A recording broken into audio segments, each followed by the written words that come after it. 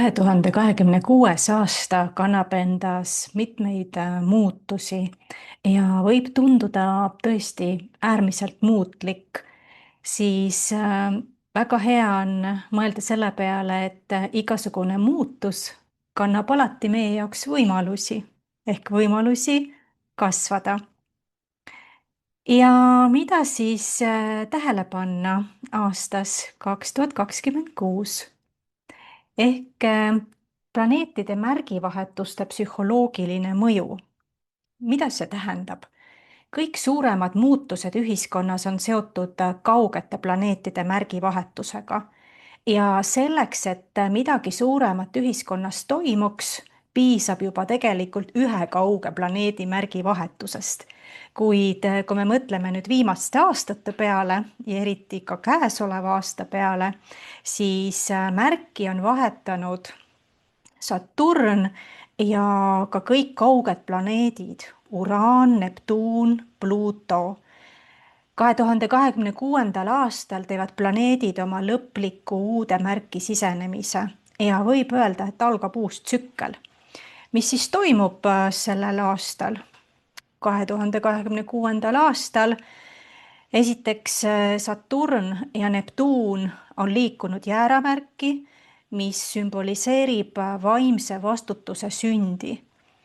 Valdkonnad, mis lähevad muutumisse, mida kõik on kindlasti ka juba tähele pannud, on meditsiin, religioon, igapäevane töö, struktuurid, mis vajavad muutust. Teiseks on meil Pluto veevalajas. Pluto on juba mõnda aega siin veevalaja märgis liikunud ja sümboliseerib kollektiivset psüühikat, grupiteadvust ja viitab kiiremale ärkamisele.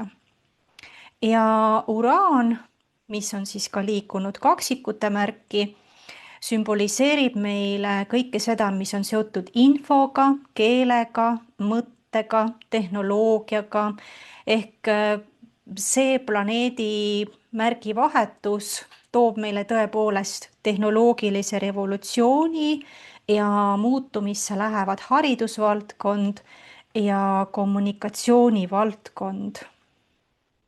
Nüüd planeetide märgivahetusega ei pruugi kaasneda alati otseselt sündmust, kuigi võib, sest me ju näeme ka konkreetseid sündmuseid ühiskonnas, kuid kõige tähtsam on see, et toimub teadvuse ümberhäälestamine. Ja inimesed tunnevad alguses sageli psühholoogilist segadust. Nad tunnevad, et tõepoolest mingid vanad tööriistad enam ei tööta ja tekivad hirmud ja vastasseisud. Aga vaatame seda teemat natukene sügavamalt ja ma püüan avada teile varjatud mõju, mis ei ole kohe otseselt võib-olla selline klassikaline lähenemine, aga ta teeb lihtsalt teema natukene põnevamaks. Ja veidikene disposiitoritest ja 2026. aasta varjatud mõjust. Nüüd disposiitorid on planeedi märgi valitsejad ehk planeedid. Ja kui me hakkame uurima disposiitoreid, siis me näeme, kus on tegelikult võim, kes nii-öelda juhib siis mängu ja kus energia tegelikult realiseerub ja kelle kaudu ellu viiakse kõik otsused. 2026. aastal võib öelda, et kõik taandub peamiselt Marsile. Ja me võime vaadata 3 peamist ahelat. Saturn ja Neptuun, mõlemad on jääras, mida sümboolselt valitseb Marss, ja paljud teised planeedid on samuti märkides, mis lõpuks viivad taaskord Marsini. Ehk ahel Pluto, Saturn viib lõpuks Marsini, Neptuun Marsini, Chiron Marsini. Chiron nüüd ei ole küll planeet, ta on asteroid, aga ta mängib käesoleval aastal ka väga olulist rolli.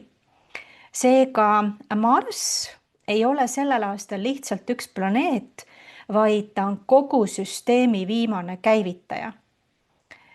Vaatame seda esimest ahelat, et mida tähendab ahel Pluto, Saturn ja Marss. Pluto, mis liigub meil veevalaja märgis, viitab siis tõesti sügavatele kollektiivsetele muutustele, võimule, kontrollile, süsteemide lammutamisele. Saturn jääramärgis viitab vastutusele, struktuurile, reaalsusele ja piiridele. Ja Marss omakorda sümboliseerib siis tegu, konflikti ja elluviimist. Selle ahela põhiline sõnum on see, et muutused ei jää ideoloogiliseks. Need peavad saama tegudeks, otsusteks ja vastutuseks. Nüüd vaatame teist ahelat, Neptuun ja Marss. Siis Neptuun jääramärgis liikudes sümboliseerib vaimset impulssi, visiooni, usu ja tähenduse kriisi. Ja Marss ütleb meile sellises kombinatsioonis, kas visioon muutub tegevuseks või lihtsalt laguneb agressiivselt ja tekib kaos. Selle ahela tähendus on siis järgmine, et vaimsus ilma tegutsemiseta ei kanna ja tegutsemine ilma teadvuseta muutub destruktiivseks. Mis on Marsi roll sümboolselt siis 2026. aastal? Marss on kui ärataja, katalüsaator, kehastaja ja spirituaalsel teel algataja.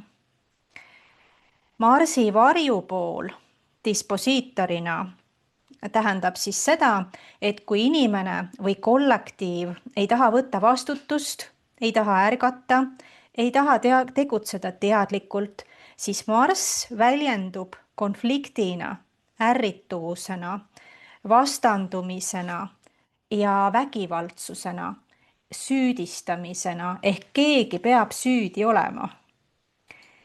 Siis see on kõik kokku Marsi realiseerimata jõud ja Marsi realiseerimata jõud väljendub just sellisel viisil. Kuid Marss kõrgel tasemel tähendab, kui me oleme juba teadlikumad, ta tähendab teadlikku tegutsemist, julguse ilmutamist, otsuste tegemist, sisemist distsipliini ja piiride panemist. Ehk positiivsel juhul me võiks endale öelda, et ma ei oota enam, et maailm muutub, vaid ma teen ise esimese sammu. 2026. aastal ei juhi maailma ainult ideed ja unistused ja plaanid, vaid maailma juhivad nüüd need, kes on valmis vastutuse võtma ja kes on valmis ka reaalselt tegutsema. Siis astroloogiliselt kirjeldabki seda Marss ja Marss 2026. aastal ei ole agressioon, ta on inimkonna küpsuse test. Kes tegutseb teadlikult, see kasvab ja kes ei tegutse teadlikult, kogeb survet. Marsi sümboolne tähendus, Marss stimuleerib füüsilist elujõudu läbi seose vereringega ja võib öelda, et tal on võim kogu meie füüsilise keha üle. Samas kui teadvus on polariseerunud ja valdavalt meie madalamas minas. Marss on seega duaalsuste sõja vahendaja, mis sisuliselt on võitlus hinge ja isiksuse vahel, hea ja kurja võitlus ja vastaspoolte sõda. Kuna nüüd kõik niidid viivad sellel aastal Marsini, siis duaalsuste sõda meis võimendub ja see ei saa nii edasi kesta. Ja välismaailm võib peegeldada meie enda sisemaailma konflikti. Järgmisena ma toon mängu juurde ka siis Hiironi ja asteroid Hiiron ei ole siis planeet, aga ta mängib tõesti siis olulist rolli sellel aastal, ehk ta on Saturni ja Neptuuni ühenduse varjatud osa.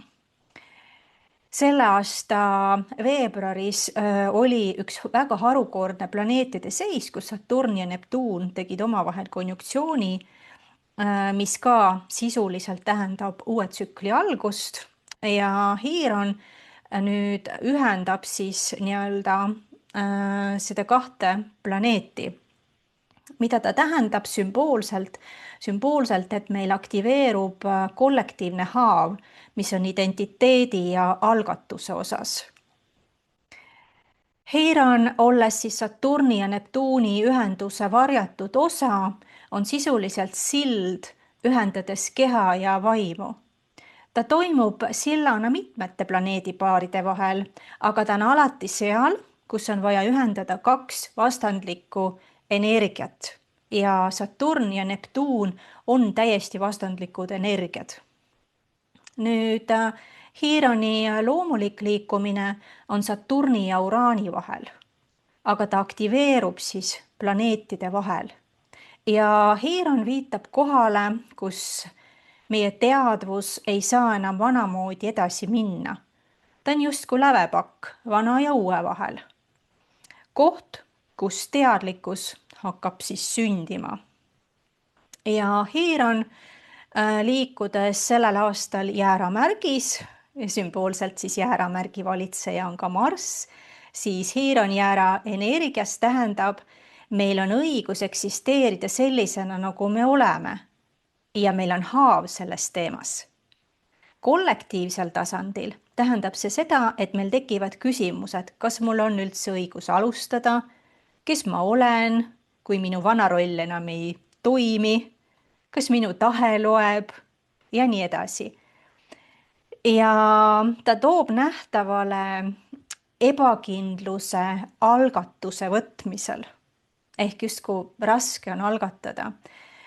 Ta toob nähtavale sellised viivitamised, agressiooni. Agressioon on siinkohal kaitsemehhanism ja sellised olukorrad, kus sa oled väga vihane, aga sa ei julge ka mitte midagi teha. Ja see avaldub tõesti siis ühiskondlikes pingetes, autoriteedivaidlustes, identiteetide vastandumises ja sellistes küsimustes, et kes tohib rääkida, kes tohib otsustada, kes tohib alustada. Seos Saturni ja Neptuuniga, seda võib siis lahti kirjeldada niimoodi, et Saturn esindab vastutust ja vormi, Neptuun toob juurde tähenduse, usu ja hingelisuse ja jäär tähendab algust ja identiteeti. Nüüd see ühendus ilma Hiironita oleks selline karm distsipliin versus segadus ja põgenemine. Ja mida Hiiron siia lisab sillana? Hiiron lisab sillana siia aspekti ühendusse kaastunde ja teadlikkuse inimese sisemisest võitlusest. Ehk ta ütleb, see on valus, sest sa kasvad, sa ei ole katki, sa oled lihtsalt teel. Hiironi varjukülg on ohvri roll, agressiivne enesekehtestamine, süüdistamine ja ka see, et keegi peab mind ravima, keegi peab mind terveks tegema, mis väljendub praegu väga hästi minu meelest meditsiinisüsteemis. Kuna inimest lükatakse järjest enam ja enam sinna suunda, et inimene hakkaks võtma vastutust ise oma tervise eest. Nüüd Hiiron küpses väljenduses tähendab, et meil on sisemine autoriteet, me julgeme alustada ka siis, kui me isegi ei ole kindel, mis saab. Ja meil on empaatia kõige ja kõigi vastu. Hiiron aktiveerub 2026. aastal läbi Saturni surve, läbi Neptuuni segaduse ja läbi Marsi käivituse. Kui inimene ei ole teadlik, siis tekib konflikt ja kui inimene on teadlik, tekib küpsus. Isiklikul tasandil need mõjud puudutavad kõige enam neid inimesi, kellel sünnikaardis on kas päike, kuu või tõusumärk kardinaalsetes märkides, milleks on jäär, kaalud, vähk ja kaljukits. Ka neid inimesi mõjutavad seisud tugevamini, kellel sünnikaardis Marss on kas jääras või skorpionis, ja ka neid, kellel sünnikaardis Hiiron on oluline, ehk eelkõige, kui ta on aspektis päikesega, kuuga, tõusumärgiga või ta asub sünnikaardi nurgamajades, milleks on 1., 4., 7. ja 10. maja. Siis need inimesed tunnevad kõike seda mõju tõenäoliselt eriti teravalt. Kuigi, kuna see on üldine foon, siis see mõjutab meid kõiki. Ja Heironi sõnum on, ta ütleb meile, et sa ei saa enam uuesti alustada vanast kohast, aga sa saad alustada nüüd päris tõelisest kohast. Ja Heiron 2026. aastal on tugevalt seotud algatuse võtmisega, julguse ilmutamisega, esimese sammu tegemisega. Soovitus sulle sellel aastal, arvestades kõike seda, mida ma olen juba jõudnud rääkida, et ära alusta ühtegi tegevust või ära alusta mingi otsuse tegemist hirmust, tõestamise vajadusest või vastandumisest. Kuid alusta siis, kui sul on sisemine valmisolek, ausus ja rahulik julgus. Iseenesest aasta ütleb seda, et me tõesti peame olema julged, aga see peab olema selline rahulik julgus. 2026. aasta soosib teraapiat, mentorlust, teadlikke vestlusi, kogukondi, kus meil on turvaline olla. Ehk hästi oluline on, eriti sellel aastal, et sa õpiksid kuulama oma keha ja närvisüsteemi. Hiiron ei tööta ainult mõistuse tasandil, vaid ta räägib meiega läbi väsimuse, läbi pingete, ärrituste, läbi kehaliste sümptomite. Ehk see soovitus, ka arvestades seda, on, et pööra eriti suurt tähelepanu sellel aastal puhkamisele, mingile rütmile, hingamisele ja aeglusta oma elutempot. Kuula oma füüsilist keha, sest see keha annab sulle infot. Järgmine teema, mida vaatame ka selle aasta kontekstis, annab ka meile lisanüansi siia juurde, on kuusõlmede telg ja meie kollektiivne karma. Põhjasõlm, kuu põhjasõlm siis kirjeldab meile peamiselt seda, kuhu meie teadvus liigub, ja lõunasõlm, mida tuleb lõpetada ja vabastada. Esimesel aastapoolel liigub meil kuu põhjasõlm peamiselt kalade märgis, see tähendab seda siis, et lõunasõlm liigub Neitsi märgis ja kollektiivne teema tähendab seda, et see on seotud lahustumisega, kaastundega ja usalduse teemadega.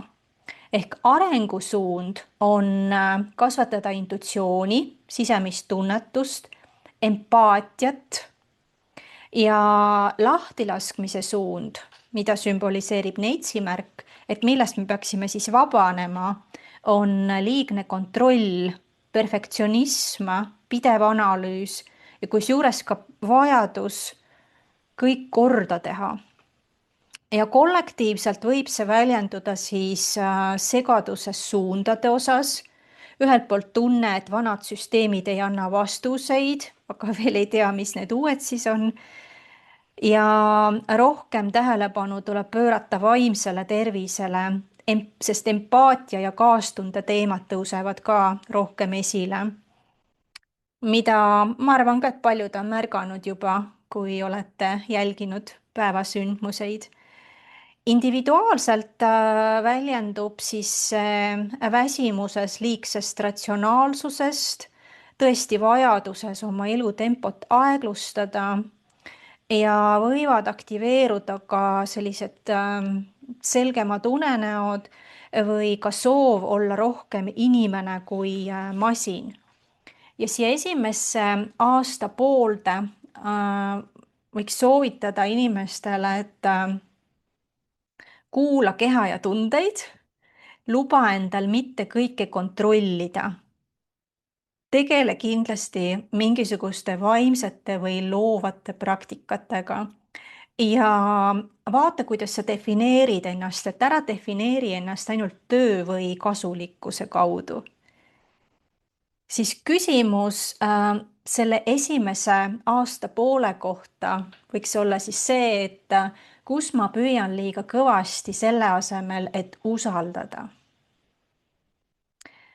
Aasta teine pool toimub muutus, sellepärast et kuu põhjasõlm liigub meil veevalaja märki ja lõunasõlm niisiis lõvimärki. Kollektiivne teema on seotud ärkamisega nii-öelda sellisest individuaalsest loost kollektiivsesse vastutusse. Ja arengusuund, kuhu liikuda, on koostöö, kogukonnad, võrdsus, tulevikku suunatud mõtlemine ja meie enne mina.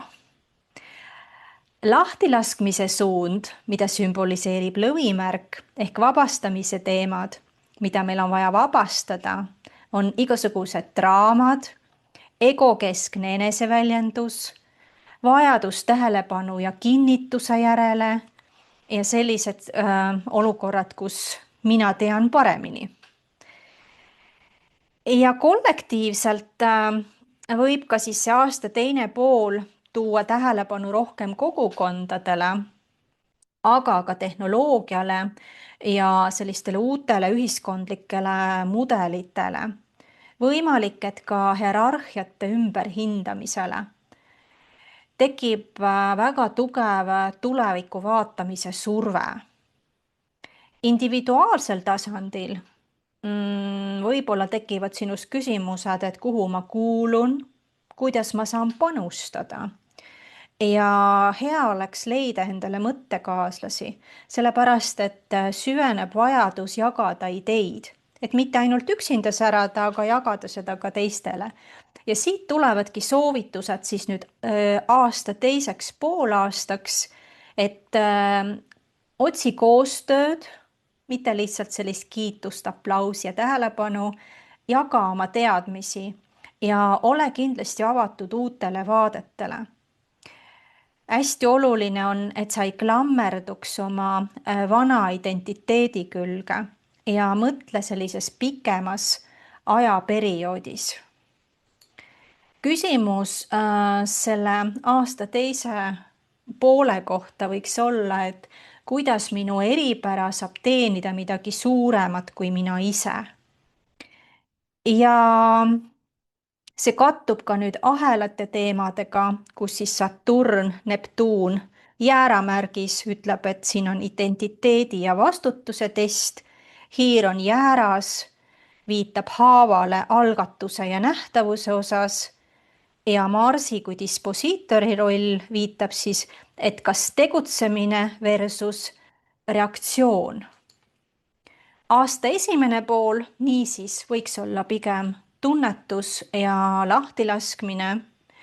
Aasta teine pool teadlik tegutsemine ja mingisuguse ühise suuna leidmine.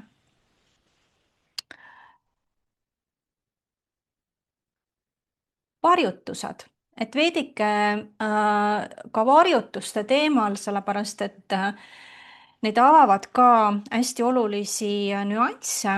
Nüüd 2026. aastal on 4 varjutust ehk siis 2 päikesevarjutust ja 2 kuuvarjutust ja ühtlasi 2 põhjasõlmele tulevat varjutust ja 2 lõunasõlmele tulevat varjutust.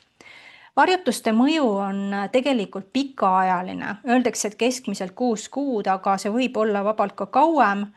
Ja siin ekraanil, kui sa vaatad, et ma olen välja toonud 2026. aasta varjutused ja olen ära märkinud ka selle tõesti, et kas tegemist on nüüd lõunasõlme või põhjasõlme varjutustega.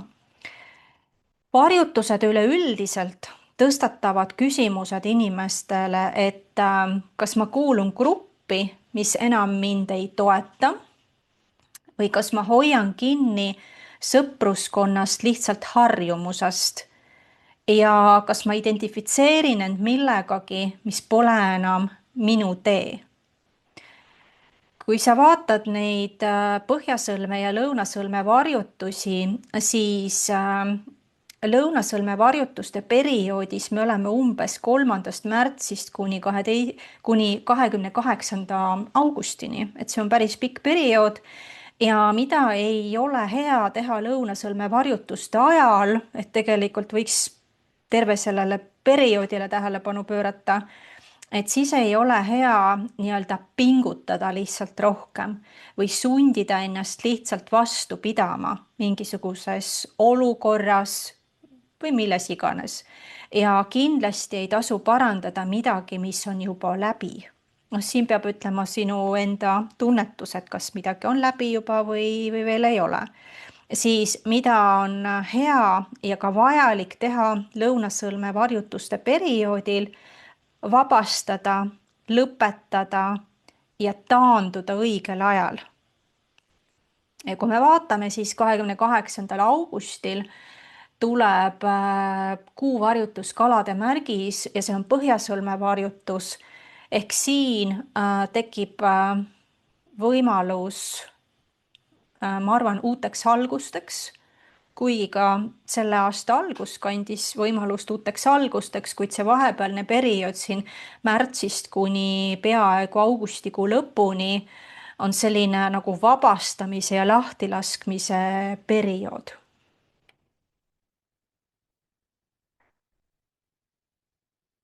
Ja üks väga vahva teema siia veel juurde, Fortuna ja Spirit kollektiivses prognoosis. Fortuna ja Spirit on Araabia punktid ja kaartide uurimisel on tegemist kindlasti peennüanssidega.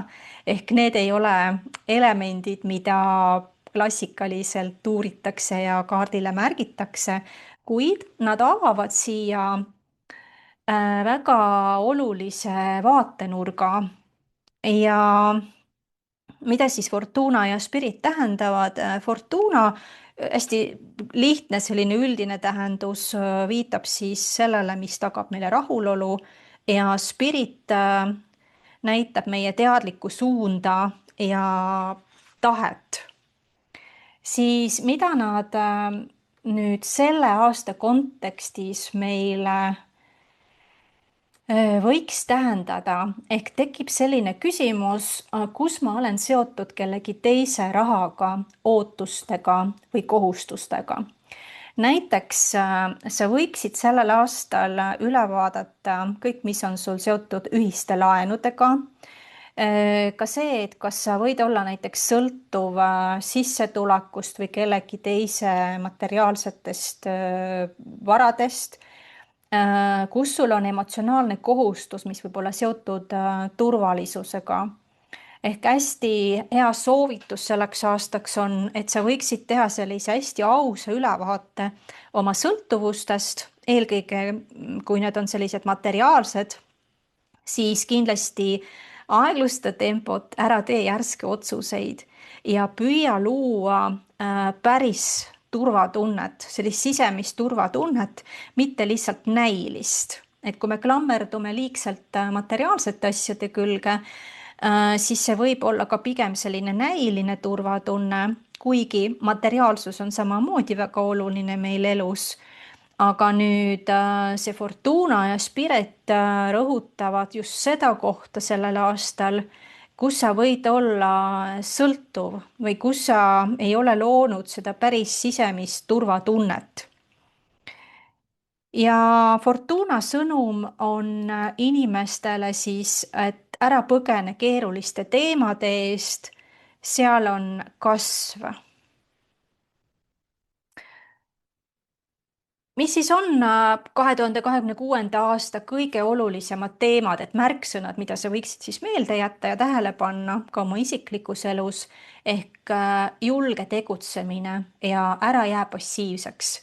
See aasta ei soosi passiivsust, aga ta ei soosi ka sellist reaktiivset, impulsiivset tegutsemist, vaid see peab olema selline rahulik, julge tegutsemine. Kindlasti võta vastu otsuseid, kui sa tunned, et mingid olukorrad sinu jaoks enam ei tööta, siis ära jää ootama, vaid võta vastu mingi otsus. Ehk parem on see, kui sa otsustad, kui see, kui sa ei otsusta. Ja vastuta.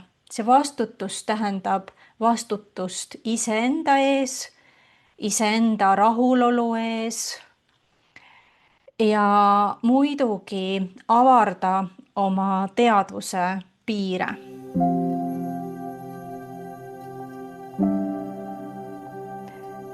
Aitäh sulle, et sa kuulasid ja kui sulle meeldis, pane kindlasti like ja jaga seda infot.